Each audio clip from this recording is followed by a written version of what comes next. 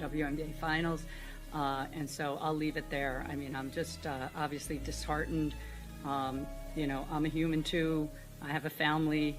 I have 2 kids who are devastated by these comments. And so all I'll say is just, you know, it's... In professional sports, it's said that the league itself is always greater than any one individual. The commissioner always holds the gavel, and the shield always defends itself. Every rule, however, has an exception. That exception has a name in the WNBA. Clark Caitlin. The old guard of the WNBA and the new wave that Clark symbolizes have been engaged in a quiet struggle for the past year. However, the Cold War has suddenly heated up. According to rumors, WNBA Commissioner Cathy Engelbert is furious behind closed doors after a significant revelation regarding NBC and the future of TV rights. There was more to this than simply business. The story was taken over in a hostile manner. The front office is apparently in panic mode after discovering they have lost control of their most valuable asset due to the drastic change in the dynamics. You're about to hear a story about more than simply basketball. It has to do with money, jealousy, and the heartbreaking discovery that the WNBA establishment made a mistake. Instead of humbling a superstar, they gave her the keys to the kingdom. It is said that Commissioner Engelbert is blowing up because she has come to terms with the difficult reality. The WNBA is not necessary for Caitlin Clark to thrive. The WNBA need her. Additionally, Clark is now able to dictate conditions because of NBC, and the commissioner is unable to stop her. We must consider the scope of what recently transpired with NBC in order to comprehend why the commissioner is allegedly losing her temper. Music. We are aware that the WNBA negotiated a landmark 11-year media rights agreement worth about $2.2 billion. On paper, Commissioner Engelbert seemed to have won. She gets to declare that she saved the league while standing at the platform. However, a different picture becomes apparent if you examine the network's activity and the fine print more closely. That sum was not paid by NBC to the WNBA. The Caitlin Clark performance cost them that sum of money. There are rumors circulating that Clark-centric programming is the explicit emphasis of NBC's approach. The WNBA's decades-long, everyone is equal marketing approach doesn't appeal to them. They are aware that just one individual provides the ratings, and they want them. A huge rift has resulted from this. The 144, the notion that each roster slot is valued, is something the commissioner wishes to promote. But NBC is using the league as a celebrity vehicle. The network has essentially circumvented the commissioner's power by siding so strongly with Clark. Engelbert is unable to order NBC to cease airing Clark. If the statistics don't support it, she can't urge them to concentrate on the New York Liberty or the Las Vegas Aces. The announcement covered more than just the airing of games. It was a sign that the networks are now in charge and that number 22 is their selected queen. However, what followed the commissioner's pain from the NBC contract was a migraine. We need to discuss the unparalleled league. This was meant to be the WNBA's big sisterhood moment during the off-season. This 3-on-3 league, founded by celebrities Brianna Stewart and Nafisa Collier, was marketed as the best place for elite athletes to earn money and maintain their fitness throughout the winter. They needed one thing to make it really feasible, even if they had the money, the personnel, and the buzz. If you appreciate this content, consider giving this video a like and subscribing to the channel. Believe it or not, more than 83% of viewers haven't subscribed yet. It's free and only takes a second, but it means the world to us. So, did you subscribe already? Great. Thank you so much for your support. Now, back to the video. Clark Caitlin. According to reports, Unrivaled hurled everything at her.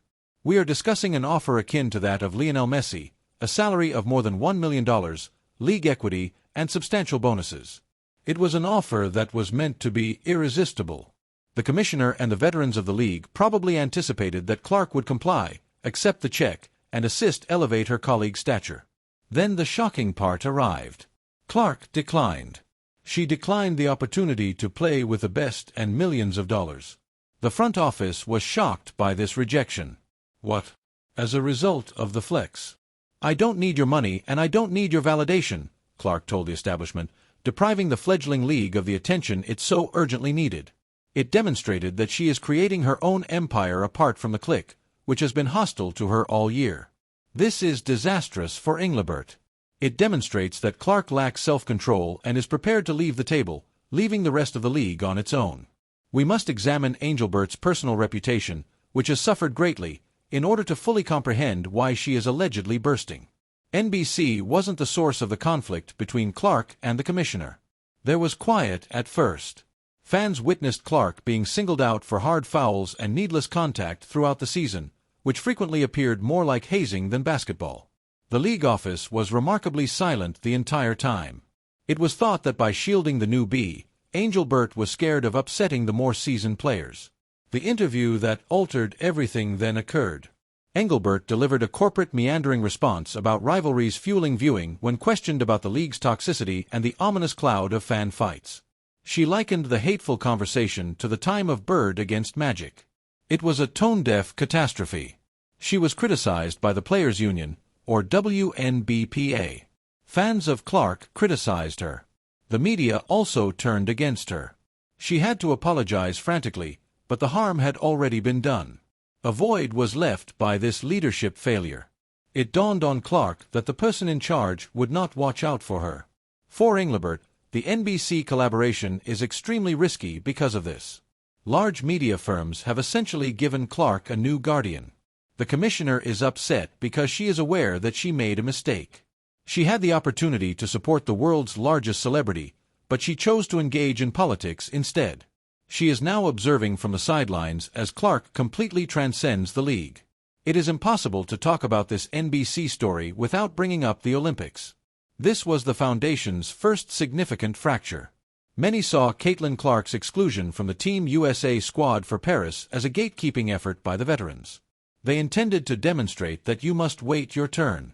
Commissioner Engelbert used the excuse of basketball reasons to openly back the committee's decision. The narrative intensifies at this point, though. The network that aired the Olympics, NBC, was allegedly incensed. They were aware that having Clark on the team would have broken worldwide records for women's basketball viewing. The WNBA establishment lost millions of dollars in potential advertising income by excluding her. Let's fast forward to the present. For the WNBA season, NBC is putting more effort on Clark since they won't allow the old guard to cost them money once more. The commissioner is aware of the network's lingering resentment over the Olympic blunder. The league is being forced to do what they ought to have done in the summer by this new attempt to focus everything on Clark, which is almost like retaliation from the media behemoths. Place the star on the screen. The fact that the commissioner has to oversee a locker room full of players who are allegedly enraged with jealousy adds to her frustration. What many veterans feared, that Caitlin Clark rises and sets with the sun, is confirmed by the NBC statement. Legends like Cheryl Swoops and Diana Taurasi have spent months attempting to downplay Clark's influence, saying that reality is on the way or refusing to give her credit for the league's expansion. However, they are being hit by reality with the NBC arrangement. The players who have been there for 10 years are not worth billions of dollars to the networks. The rookie is being paid for by them. Angelbert is in a bad situation as a result. She must maintain harmony. The concept of one player receiving preferential treatment is disliked by the Powerful Players Association. However, the commissioner is unable to dispute the economics. She is caught between a disgruntled and irate workforce and NBC, a corporate partner that only gives a damn about the one player that the workforce despises. Since it's a pressure cooker, it seems sense that rumors claim she's about to blow up. In a world where the winner has already been determined by the market, she is attempting to control egos.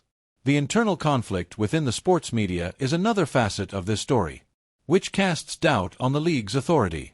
We witnessed the predicament with Hall of Famer and WNBA great Cheryl Swoops. She manipulated statistics, refused to mention her name on broadcasts, and made subtle and occasionally overt barbs at Clark for months. The criticism eventually became so vociferous that Swoops was essentially kicked out of the booth for a scheduled game. The media's higher authorities sent a clear message. Don't harm the product. Caitlin Clark is the product.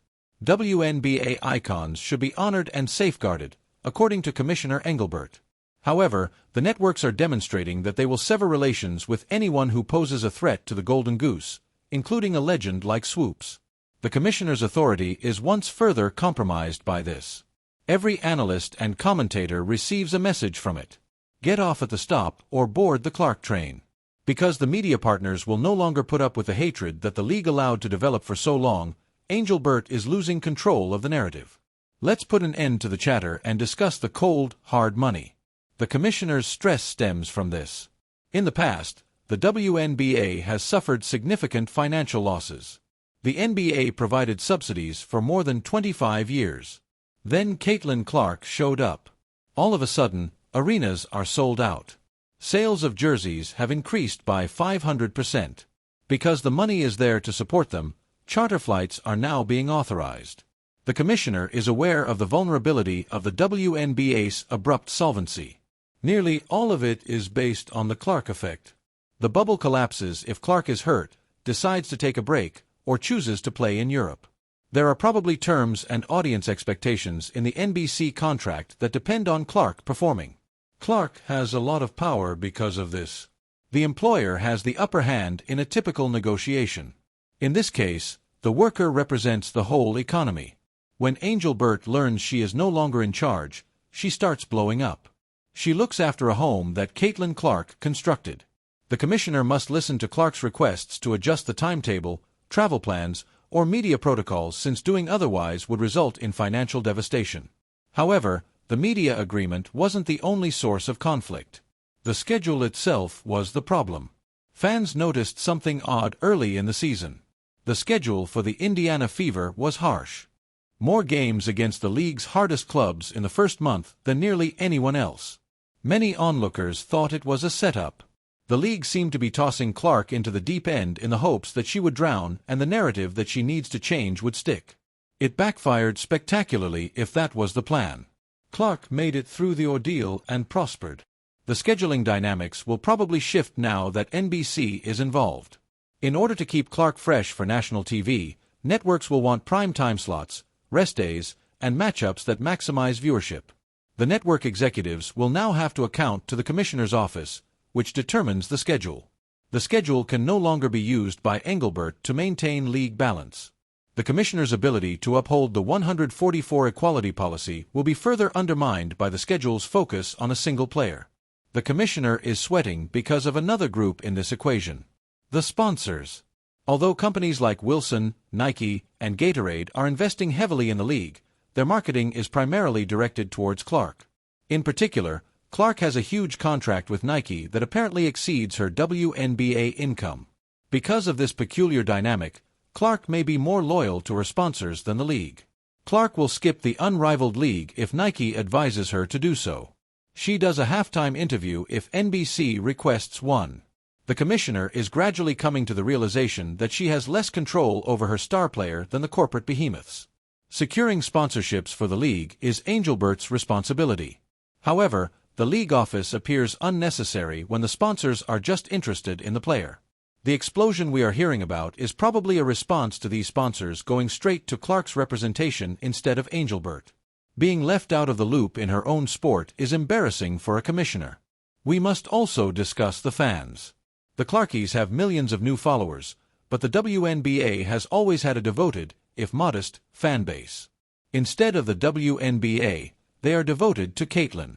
They have publicly denounced the referees, the commissioner, and the other players. There is a fan uprising against Engelbert. Thousands of comments on social media demand her resignation each time she makes a mistake. These fans are encouraged by the NBC announcement. It confirms their view that Clark is the sole important factor. The commissioner is attempting to avoid upsetting the millions of new fans who foot the price while simultaneously appeasing the legacy fans who detest the shift. The balancing act is unachievable. In essence, the new fans are validated by the NBC announcement. The commissioner is further cut off from the fundamental WNBA culture from which she originated when it tells them, "You were right. She is the star." She is losing both the public's faith and the locker room. How the league responded to the allegations of racism and toxicity was one of the most contentious parts of this story. Instead of addressing the behavior on the court, some members of the media and the league misrepresented the fans' harsh treatment of Clark as toxic. It was a deflection strategy, but that strategy is no longer effective. The league can no longer hide behind specialized narratives because NBC is bringing a mainstream worldwide audience to the games. The commentary will be closely examined, and the cameras will be in 4K. Next season, it won't be limited to a Twitter argument. If a player takes a cheap jab at Clark, the Today Show will feature a segment about it. The commissioner is aware of this. She is aware that she must improve the league's reputation due to NBC's increasing scrutiny. The casual spectator won't put up with any more physicality that verges on assault. Further internal strife results from Engelbert's forced crackdown on the very veterans she has been attempting to defend. What comes next, then? The question that is causing the explosion is that one. When the commissioner looks at the 2025 season, she sees an unfamiliar landscape. The Golden State Valkyries will join the league. The pressure is at an all-time high and expansion is taking place. Rumor has it that Clark's team is aware of their power and may begin to make demands. Everyone travels privately, there is improved security, and the officiating has changed. A newbie who made demands used to be laughed out of the room. Engelbert is no longer the last authority, so if Clark shows signs of dissatisfaction, NBC executives would probably call the commissioner in a matter of minutes and ask, "How do we fix this?" In order to avoid being fired by the networks and executives, she works as a middle manager to maintain the satisfaction of the talent.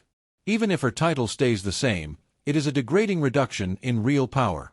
The picture becomes quite obvious as we finish this. The original WNBA's demise was sealed with the NBC announcement. According to reports, Commissioner Cathy Engelbert is upset at being outwitted. The market required a superstar. Despite her efforts to keep the communal everyone gets a prize method in place. Caitlin Clark has demonstrated that she is the center of attention for the WNBA by winning the support of the world's largest media corporations and turning down the league's fervent requests. The sound of a paradigm shift can be heard in the front office explosion. The WNBA is no longer a case of charity. It's a large business. Additionally, you don't resist the money in huge business. The money is Caitlin Clark. It doesn't matter anymore whether the commissioner is upset, the veterans are envious, or the detractors are vocal. There will be television coverage of the revolution. Caitlin Clark will lead it, and it will air on NBC.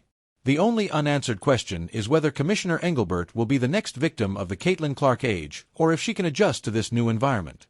However, that wasn't the entire tale. There are rumors of another power move approaching just when you believe everything has stabilized. One that might include the players' union itself. However, that is a tale for another day. I appreciate you watching.